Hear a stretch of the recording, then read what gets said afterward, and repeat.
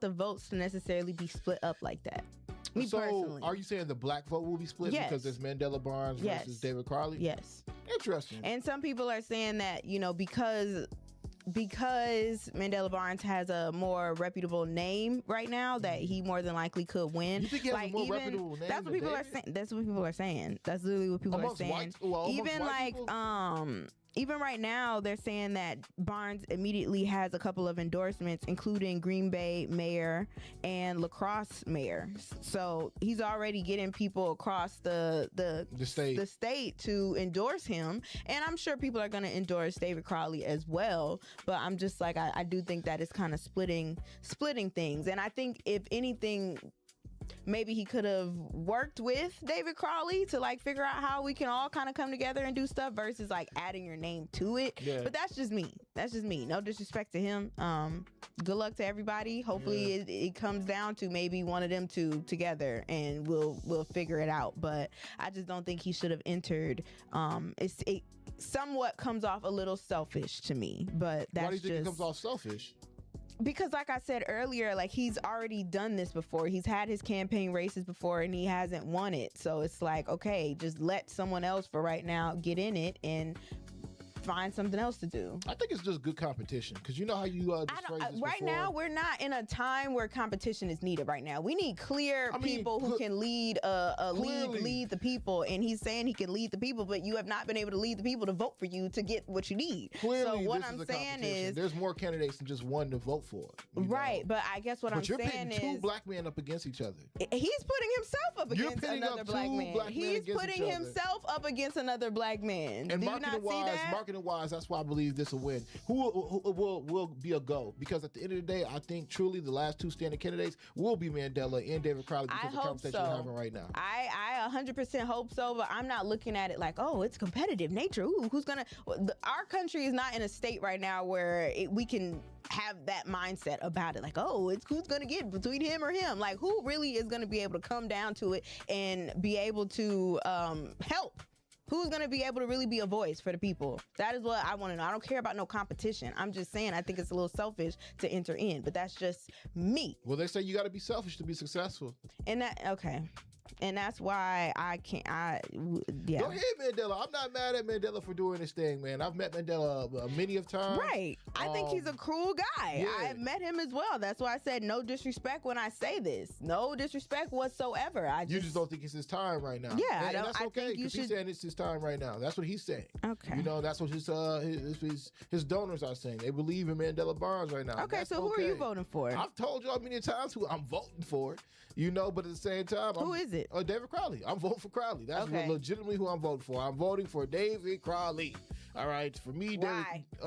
Honestly, I am voting for David Crowley based off the humanitarian that I've met. You know, a lot of times when people get these different titles, whether it's governor, a county executive, mayor, or whatever, you can genuinely feel that they feel a bit more pompous of themselves because of the title that they wear. But every time I've ever met David Crowley, he's never been on no type of time where I'm Walker County Executive, David Crowley, I gotta be X, Y, and Z. He's never been that. He's literally, I've met David, you know what I'm saying? So that's why I'm going for David Crowley, man. Everybody else, I always felt like whomever I met who actually is on this ticket or whatever, I've always felt like they've had the label, and that label has been their identity. But truly, for me, David's identity is Milwaukee. Like he's like, bro, I'm a Milwaukeean. I'll never forget even like the first time we genuinely just sat down and had a dope conversation for a solid 30 minutes. We were standing over by like Dairyland and chopping it up with him. He's telling me about his whole upbringing and everything. And then out of nowhere, there was a guy who ran an Asian restaurant out of 3rd Street Market Hall, and he came up to talk to him because they actually grew up together, you know. And I just remember he was like, it's one of them things that like I could kind of see myself in David Crowley, so to speak, because what he just did right there is some stuff I would do. Even when I am president in 2052, if I see somebody who made an impact on my life, I'm finna, what up? And so you honestly feel like David Crowley should be the one to win it, right? Oh, that's how I feel, yeah. So do you think that with Mandela entering the race, that hurts or helps David Crowley win the race? I think it helps. Why do you think it helps? Because just what we said before, when you're talking about marketing, people, in terms of marketing, right? People think of, I want to bring a good comparison out here so people can understand. okay, Apple and Android, right? Whoever's first to the market is typically looked at as the leader in the market, right? So Apple comes out with their smartphone, and they seem to be presented as the number one brand to get a smartphone from, right? But then that number two is Android, right? Because Android is like looked at as the second choice. And although Android makes way more money than Apple does, number one, Apple is perceived as the first option in people's minds over here in America. So I've said this all to say in the same context as David Crowley and Mandela Barnes. David Crowley announced his threw his hat in the ring about almost like a month and a half ago. So now that Mandela Barnes is going, this only helps perpetuate David Crowley as being number one. It doesn't put him as a number two, in my opinion, when you're thinking about just because he did marketing. it first. Yeah. Yep. But okay, I'm moving right along. Marketing, man. I'm moving right along. Yeah. Who's ever first to the market is typically the leader, is what I'm saying. But that's not true. All right, so it moving is, right. But I think you're thinking like I don't think when it comes to politics that necessarily it applies. Is it. 48 laws of power. It applies. This 48 laws of power is read the Art of War. ridiculous. Read the Art of War. No, thank you. I'm gonna move right along, y'all, because Ben has such an interesting way of thinking of things. But I think it goes back to that 48 laws of power book. That's why I say it should be a banned book. The book You needs never to even be read it, banned. bro. You should read it. It needs to be banned. All right. Don't judge a book by its cover. It needs to. I ain't judging about a cover. I'm judging about the content in the book. I think it should just be banned. But I want to talk about TSA because everybody wants to fly right now, and now we got our federal workers like, you know, they back doing what they need to do. They said that they haven't really gotten any checks like that for real, but we've got some people who want to fly coming in 2026, you guys. And you know how they said that you needed to have your real ID in order to fly. All right. What's a real ID? So a real ID was like you got to go to the DMV and you got to like check off the real ID thing and get the little real ID sticker on your like license or whatever it is. I still don't even have it for mine just yet, and I probably should because I got to be flying sometime soon next year. But TSA now has announced that travelers who don't have a real ID will soon face a new fee at airport security. Beginning February 1st of 2026, the TSA will require non-real ID passengers to use a new identity verification system called Confirm ID, which costs $45 per use. The agency says the charge helps cover the tech and administrative work required to verify identity without real ID compliant documents. Only about 6% of U.S. airline passengers are expected to need the alternative process because some people have been getting their real IDs for a while now, honestly. I haven't gotten mine, though. But passengers can complete Confirm ID online before heading to the airport by uploading their documents through a TSA portal and bringing the receipt with them. The process is valid for 10 days from the first flight of the trip, and those who don't complete it ahead of time can still do it at the airport, though it's going to add on to your wait time because it could take about 10 to 30 minutes. Now, even with the fee, identity verification isn't guaranteed, and TSA may still deny boarding if they can't confirm who you are. All right, so I would just say, yes, you can pay this $45 if you're like in a crunch or something like that. But if you know ahead of time that you got to go somewhere, I would say just get the real ID, you know, just so you don't have to go through all of these troubles and all these issues. Because who knows how long wait times are really going to start being at airports in the future. We really, truly don't know anything if we're being honest, like if we're being honest about it. But just make sure you get those real IDs. But if you don't, be expected to charge $45 in order to still get all the things that you need to do for just a one-time use. Do you like that idea? I thought it was going to be that if you didn't get the real ID at all, you just couldn't fly. That's so really I like thinking. that this is an alternative for people where it's like, okay, if you didn't get it because, you know, life happens, I guess, you still could potentially get on your flight. Very expensive. I would just say definitely just go to $45? the DMV. Yeah, because if you go get a real ID, it's only $14. So in the grand scheme of if you wouldn't have been able to fly at all, like let's say you bought your plane tickets and now you can't get it refunded because you don't have the real ID, to me $45 is nothing. Okay, but I'm saying you can just go to the DMV, save some money, and just spend the $14, dollars, and then spend that instead of waiting to get to TSA. Plan ahead before you get there. That's all I'm saying. No, you that know? makes sense. Yeah, but at the same time, you know, some people I think were afraid to get the star on their ID out of fear of thinking that this was the mark of the beast. It seems like everybody thinks that all this new technology that we're getting is all, you know, the mark of the beast. You know? It potentially could be. I mean, knows? no, I think the mark of the beast is in your body, like when you actually put the chip inside. This could be the mark of the beast. Eh? It's gonna be in your right hand. What the heck was that? All right. Well, I'm gonna move on and say congratulations to rapper Toosii. Shout out to Toosii. The 25-year-old rapper announced that he's committing to Syracuse University to play football. Okay, now. And I know that's kind of crazy because he's like this known rapper. Don't ask me what song to sing of his. I don't remember. I think he got the favorite song. Yep. That's his, right? Favorite What's song. Be your favorite. That's not it. What's his favorite? No, favorite song. Your favorite song. Oh, you know what? What was you got singing? it.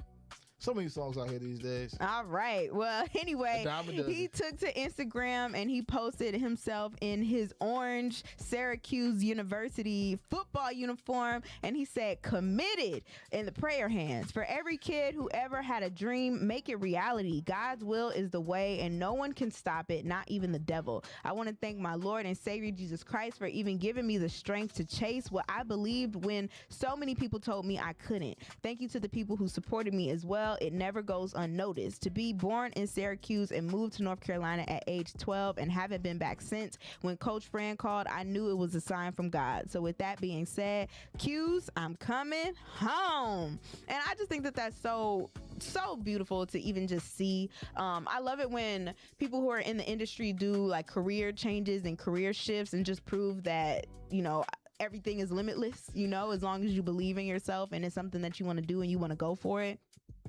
Because I have been seeing him practicing, you know, for a while, trying to get in shape just so he could rehearse with them and practice with them and potentially get a spot on the roster. And so for him to have been able to do that, I think that that's pretty cool. And I wish him well. I wish him much success in that. And I just think that's really cool to see. 25 years old, committing to Syracuse University. Now, I haven't looked up how that works, like how he was able to do it, which that'll probably be my next step. But just the fact that he was able to do it, I think it's pretty cool. No, I think that's dope, man.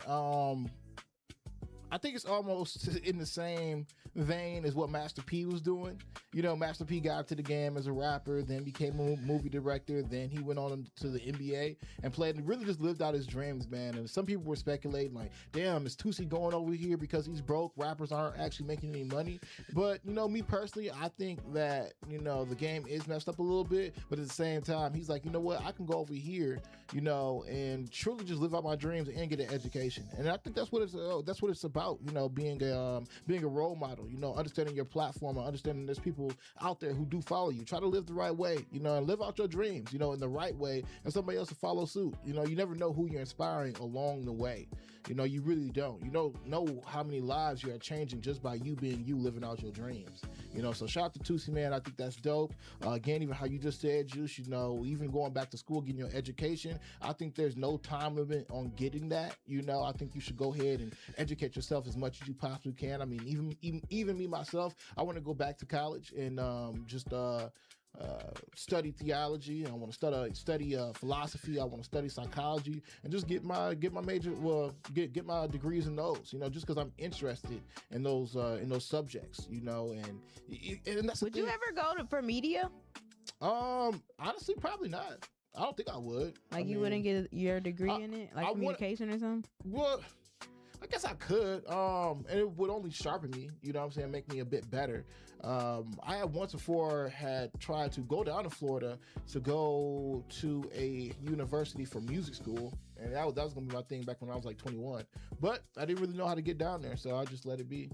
So anyway, but you never know, man. You know, you don't know how long you're gonna be on this earth, and you have almost, everybody's almost like a cat with 9 lives. You have chances to reinvent yourself. Me and my girl, we were just sitting back talking just the other day, and we were talking about a famous author and, the screenwriter, Stephen King. The fact is that Stephen King is 78 years old right now and has a very good series out based off of the It series called Welcome to Derry. It's on HBO Max. Really good, but it made me think about, when I was growing up, I probably met Stephen King when he was about in his 50s. He's probably like maybe 51. At that time he was already a household name.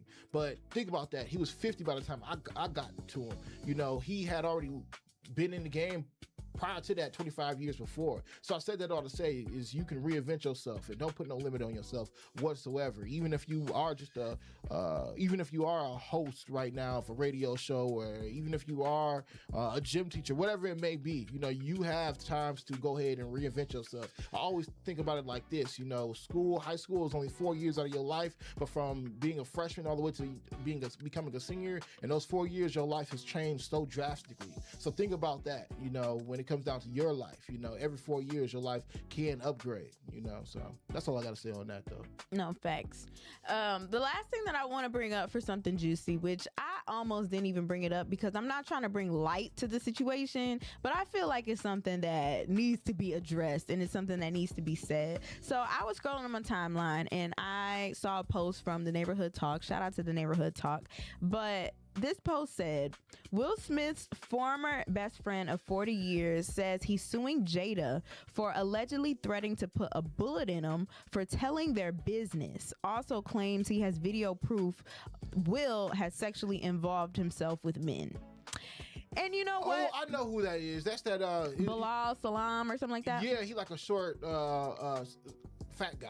Yes, 100%. So pretty much the story is saying that his former best friend, almost for 40 years, you guys, like I said, his name is Bilal Salam, I believe. He has filed a lawsuit accusing Jada Pinkett Smith of threatening him and trying to silence him after he spoke about their family's private business. He claims Jada told him he would end up missing if he kept talking and that he would catch a bullet if he did not sign an NDA. According to the court papers, Salam says Jada ran up on him in a hotel lobby with a group of 7 people during Will's 53rd birthday celebration. Damn. He says she became verbally aggressive, demanded he sign paperwork, and followed him to his car while one of her associates continued making threats. He also is accusing Jada of trying to publicly discredit him. He says she went on a radio show and falsely claimed he tried to shake her down for money, which made people think he was involved in extortion. He says the pressure and smear campaign ruined his luxury jewelry brand, which he claims had support from Kevin Hart, Jamie Foxx, Viola Davis, and Snoop Dogg. He also says he had to abandon a whistleblower memoir deal that was supposed to come with a $500,000 advance because he emotionally collapsed. And this is where it gets a little bit crazier, a little bit messier, because the lawsuit also brings up something that Salam says Jada lied when she told TMZ she had never seen Will engage in intimate behavior with men. He claims he has video of Will groping actor Alfonso Ribeiro, including Alfonso Ribeiro is Carlton from The Fresh Prince, just so y'all know, including touching his private areas in front of Jada and the kids. He says her denial made people think he was delusional or lying, which caused him public embarrassment and loss of credibility. And then he said that's when things just got worse. The threats got worse when word got out that he was planning to write a memoir. And he also claims that Will threatened him again right after that Oscar slap back in 2022. So he's suing Jada for emotional distress, defamation, and more. And he says he plans to file separately against Will. Representatives for Will and Jada have not yet commented. And so the only reason why I'm even bringing this to y'all attention is not to bash Will, it's not to bash Jada, but it's to say I want us to leave Will Smith alone. Like, I don't want us talking about him in a negative way anymore. If anybody else out there in them Hollywood streets got a bunch of dirt on Will Smith that could potentially ruin more of his reputation, that I can see if it was something about him harming people, right? Like if he was out here beating up on women or beating up on men or just doing things that he don't need to be doing, right? But if it's something that could potentially be true about him that he don't want to come forth with and say what it is, that is not your place to be speaking on that for him on his behalf. And I just think it's bullying, and I don't think it's fair. I don't think it's right. And I think we just need to leave Will alone. We need to leave Jada alone and let them live their life how they want to live their life. We don't understand it, but we don't have to understand it because we're not in it. We are not in their relationship. We don't know what is going on in their household until that whole entanglement situation happened. And I think we should just let it be. Allow for that man to continue to do his movies. If you want to do a podcast, if you want to keep making music, whatever. But you have to allow people to say things when they are ready to say things on their own time. And I have never been for that. Because like I said, I think that is pure bullying. And it's not cool. And so I just want it all to just end. For him, I think it's exactly what we were talking about yesterday when we were talking about friends. You know, a lot of people ain't your brother in this, and this guy claims to be one of Will Smith's best friends of 40 years. Of 40 years, which is quite a long time. That means he knew this man since Fresh Prince, allegedly, or whatever have you. But I remember watching a video on this guy. He was either on Tasha K's podcast or Jaguar Wright's podcast, and I'm not going to say that I believe the stories. I just find them interesting. You know what I'm saying? Because somebody's giving us some insight, or, you know, what seems to be insight into some celebrity's life. But we'll have to wait to see if it all comes out, because that man also went on to go allege that he saw basically Will Smith and Dwayne Martin, you know, Tisha Campbell's ex-husband, going full-blown, you know, and I'm like, wow, well, that's crazy. But at the same time, if you're talking about you got video footage of this stuff, like, what kind of friend were you, you know? Exactly. And it's like, you really don't know who you can trust, especially when you get into certain businesses and into certain industries. Don't drop my videos, Juice. I got all of them. I'm definitely gonna tell him that Hazel story. Anyway, 10 years from now, it's surviving Ben Jammin. I just think that it's just crazy out here in these streets, and you truly don't know who to trust. If you can't trust your friend of 40 years, crazy. I don't know who you can trust out here. Crazy, and that's what I'm saying. I don't know. I don't really believe this gentleman's story, man. I really don't. I'm glad that Jada and Will aren't giving us any attention, because the moment they speak, it becomes real. They bring it to life. And I'm certain they understood that after the August Alsina incident. Like, for the fact that the gentleman went on to go say that Jada Pinkett Smith was going to run up on him, you know, and had some goons with her. Like, what does she have? Like the army of Wakanda? You know, all those other bald women up there with her? What do her being bald got to do with it? I'm just throwing it out there, man. Like, come on now. I really don't see Jada Pinkett Smith running up on somebody with a whole bunch of goons. I do. You ain't seen Set It Off? She ain't run up with nobody with a whole bunch of goons. I'm just saying, she still was about that life. And all of it was really soft. The only person in there who wasn't soft was Queen Latifah. At the end, she said, "Yeah, she was the hardest one in there. Everybody else folded. Facts. Everybody else folded. Everybody else was soft. You know, Vivica A. Fox in that movie. You know, she did her thing, but it's, you know, shoot, whatever. It is what it is. It's unfortunate that gentleman is still doing what he's doing. But you know, if he has some truth to it, I think that it should come to light at some point. Yeah, I think some people just need to be left alone. That's all I'll say about that. But that was something juicy, you guys. Right now, though, I kind of want to switch gears, and we're going to talk about Diddy. Let's put him back on. Diddy. Bad boy. Playing it. So Diddy, you guys, he knows about this now, I'm assuming, or at least his legal team knows about this new documentary that 50 Cent has now executive produced.